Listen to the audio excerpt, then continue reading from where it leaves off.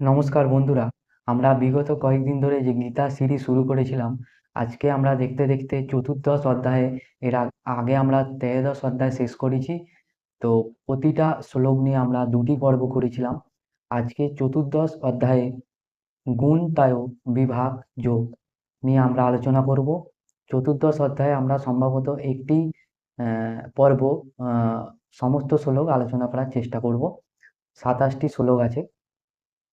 তো দেখুন, বিগত কয়েকদিন ধরে আপনারা এই চ্যানেলের মাধ্যম দিয়ে, ধর্মীয় চ্যানেলের মাধ্যম দিয়ে আপনারা খুব সুন্দরভাবে আপনাদের কাছে তুলে ধরছি শ্রীমদ্ ভগবদ্ গীতার বাংলা অনুবাদ সহ। আপনাদের প্রতিটা স্ক্রিনে আপনাদের শ্লোক অনুবাদ সহ আপনারা দেখতে পাচ্ছেন।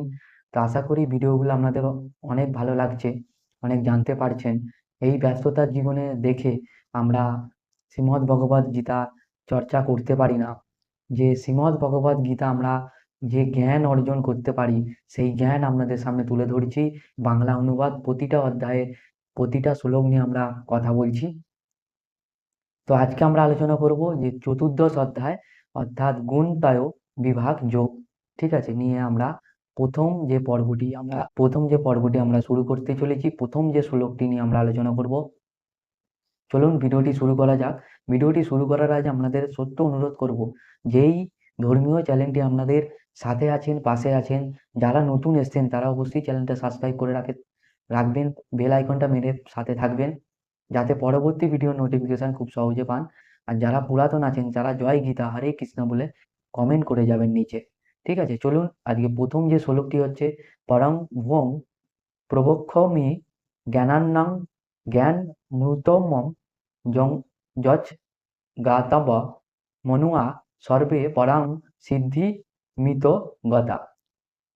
অর্থাৎ পরমেশ্বর ভগবান বললেন, পুনরায় আমি তোমাকে সমস্ত জ্ঞানের মধ্যে যে সর্বোত্তম জ্ঞান সম্বন্ধে বলবো, যা জেনে মুনিগণ এই জড় জগৎ থেকে পরম সিদ্ধি লাভ করেছিলেন। 2 নম্বর শ্লোকে বলছে, ইদাং জ্ঞান মাপুসৃতং মম সাধম মাগ ধা স্বর্গ হেপি নেপ জায়ন্তে প্রলয়ে ন বাথর তিনি চ। অর্থাৎ এই জ্ঞান আশ্রয় করলে জীব আমার পরম প্রকৃতি এবং লাভ করে, তখন আর সে সৃষ্টির সময় জন্মগ্রহণ করে না এবং প্রলয়কালে ব্যথিত ব্যথিত হয় না।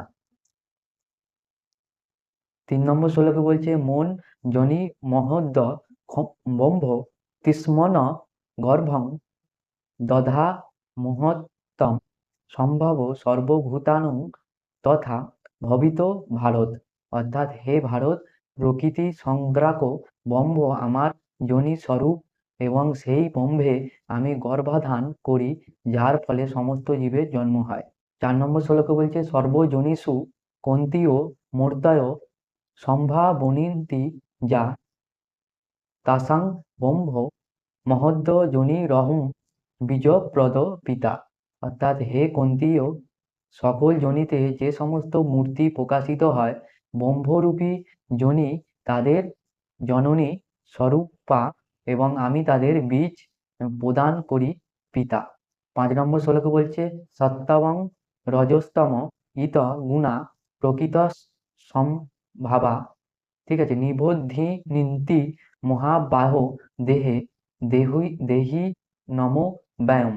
অর্থাৎ হে মহাবাহ, জরা প্রকৃতি থেকে জাত সত্য রজতম এই 3টি গুণে এই দেহের মধ্যে অবস্থিত অব্যয় জীবকে আবদ্ধ করে। 6 নম্বর শ্লোকে বলছে, তত্ত্ব সত্তাবং নির্মলতা তত্ত্ব প্রকাশা কামনাময় সূক্ষ্ম সঙ্গেন বৃত্ততি জ্ঞান সঙ্গেন চনখ। অর্থাৎ হে নিষ্পাপ, এই 3টি গুণের মধ্যে সত্ত্বগুণ এবং নির্মল হয়েও ফলে হওয়ার ফলে প্রকাশকারী এবং পাপ শূন্য এবং সুখ ও জ্ঞানের সংঘের দ্বারা জীবকে আবদ্ধ করে। 7 নম্বর শ্লোকে বলছে, রজ রাগান্তাকং বিদ্ধি বিদ্ধি তৃষ্ণা সংঘ সমুদ্ভবম তিস্মি মন্ধ্রিণা তি কন্তীয় কর্ম সঙ্গেন দেহিনম। অর্থাৎ হে কন্তীয়, রজগুণ অনুরাগাতাম এবং তা তৃষ্ণা ও আসক্তি থেকে উৎপন্ন বলে জানবে এবং সেই রজগুণী জীবকে সকাম কর্মের আসক্তির দ্বারা আবদ্ধ করে। 8 নম্বর শ্লোকে বলছে তমস্তব জ্ঞানঞ্জন বিদিত্তি বিদিব্যি মোহনং সর্বদেহী নাম প্রমাদাদাল সন্ধি দভি স্থুন্ডি বা ধীতিন্তি ভারত। হে ভারত, অজ্ঞানজাত তমগুণকে সমস্ত জীবের মোহনকারী বলে জানবে। সেই তমগুণ প্রমদ, অলস্য ও নিদ্রার দ্বারা জীবকে আবদ্ধ করে। 9 নম্বর শ্লোকে বলছে সত্তাব সুখে সঞ্জয়িত রজ কর্মণি ভারত জ্ঞানমা বৃত্ত তু তম প্রমদে সঞ্জয় তুপ্ত। হে ভারত, সত্ত্বগুণ জীবকে সুখ আবদ্ধ করে এবং রজগুণ জীবকে সকাম কর্মে আবদ্ধ করে এবং তমগুণ প্রমাদে আবদ্ধ করে। 10 নম্বর শ্লোকে বলছে যে রজস্তমম সচা ভি ভূয় সত্তাং ভবতি ভারত রজ সত্তাং তমসৈচ্যব তম সত্তাং রজস্তথা।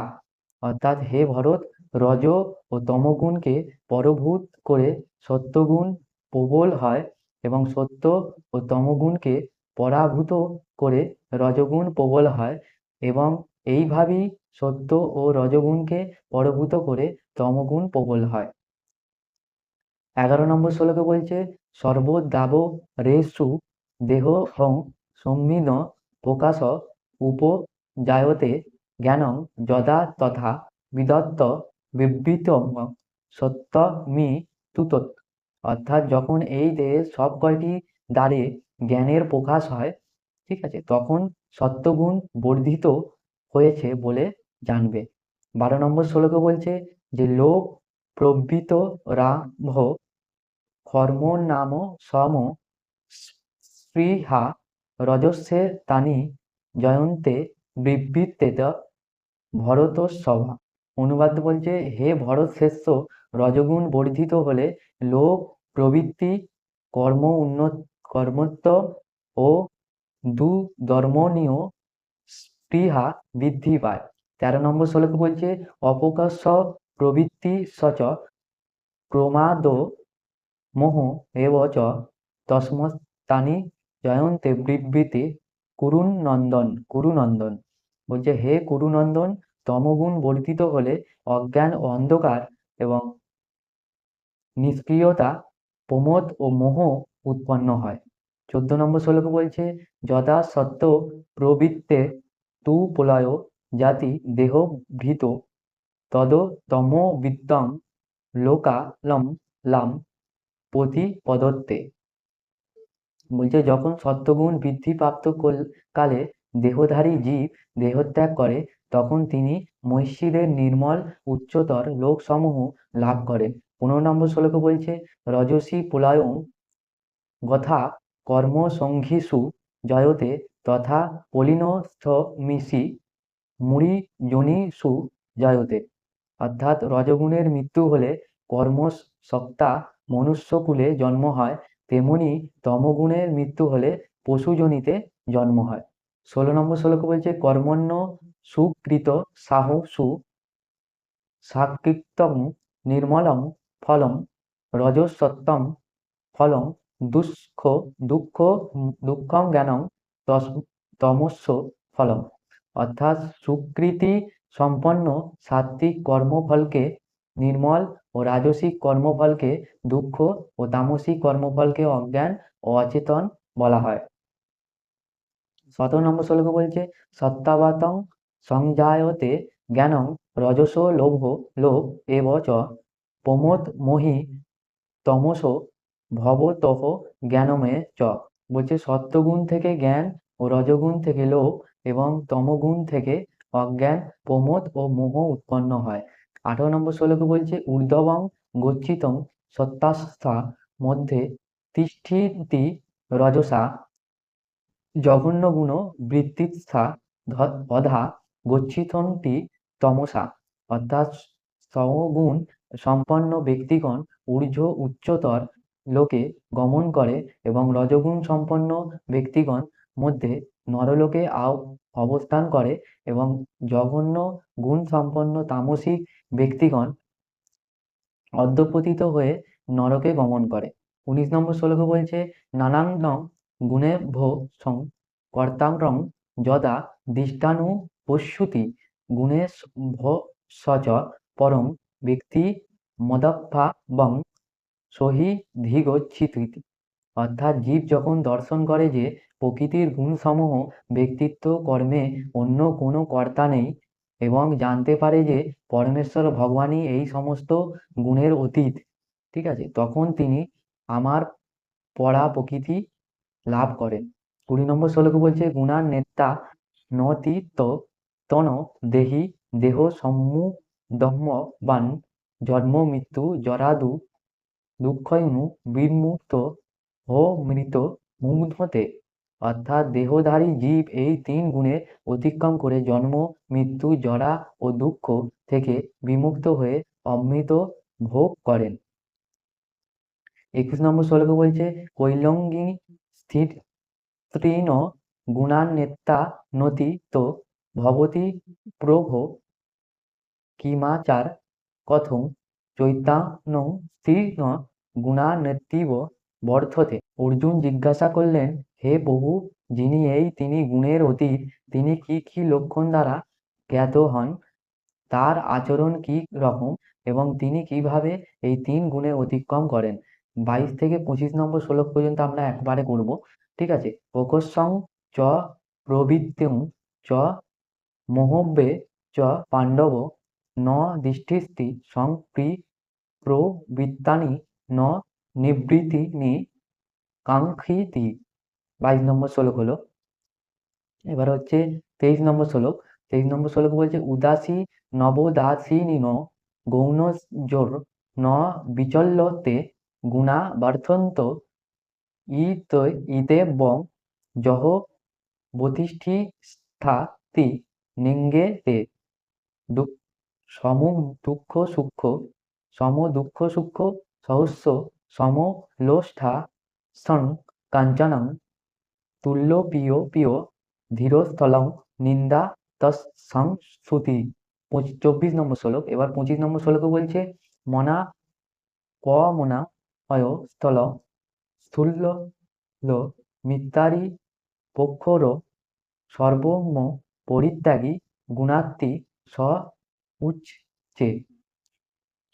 বলছে পরমেশ্বর ভগবান বললে, হে পাণ্ডব, যিনি প্রকাশ প্রবৃত্তি এবং মোহ আবির্ভূত হলে যশ করেন না, সেগুলি নির্বৃত হলে আকাঙ্ক্ষা করে না, যিনি উদাসীনের মতো অবস্থিত এবং গুণসমূহের দ্বারা বিচলিত হন না, কিন্তু গুণসমূহ স্থায়ী কার্য প্রবৃত্ত হয় এভাবেই জেনে অবস্থান করেন এবং তার দ্বারা চঞ্চলতা প্রাপ্য হন না, যিনি আত্মস্বরূপে অবস্থিত এবং সুখ ও দুঃখের সমস্বভাবাপন্ন, যিনি মাটির ঠেলা পাথর স্বর্ণ সমদৃষ্টি সম্পন্ন, যিনি প্রিয় অপ্রিয় বিষয়ে সমভাবাপন্ন, যিনি ধৈর্যশীল এবং নিন্দা শ্রুতি মান অপমান সমভাবাপন্ন, যিনি সত্যু ও মৃত্যু উভয়ের প্রতি সমভাব সম্পন্ন এবং যিনি সমস্ত কর্মোদ্যম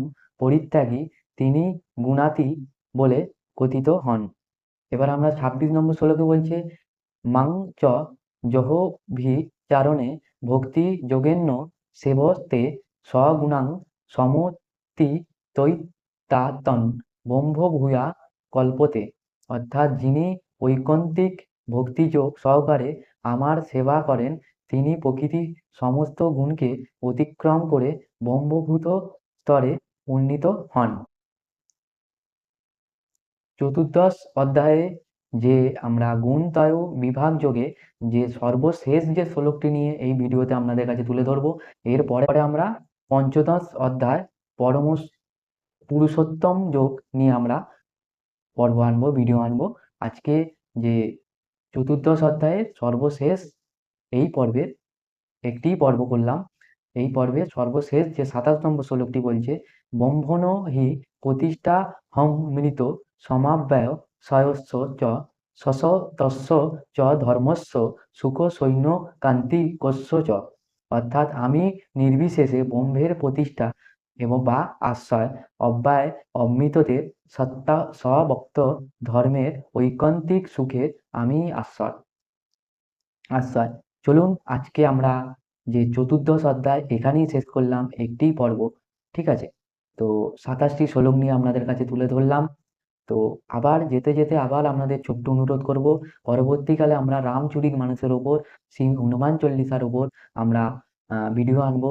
তাই ছোট্ট অনুরোধ আপনাদের কাছে, এই চ্যানেলটি অবশ্যই সাবস্ক্রাইব করে রাখুন, পাশে পাশে থাকুন, সাথে থাকুন, বেল আইকনটা অবশ্যই মেরে রাখবেন।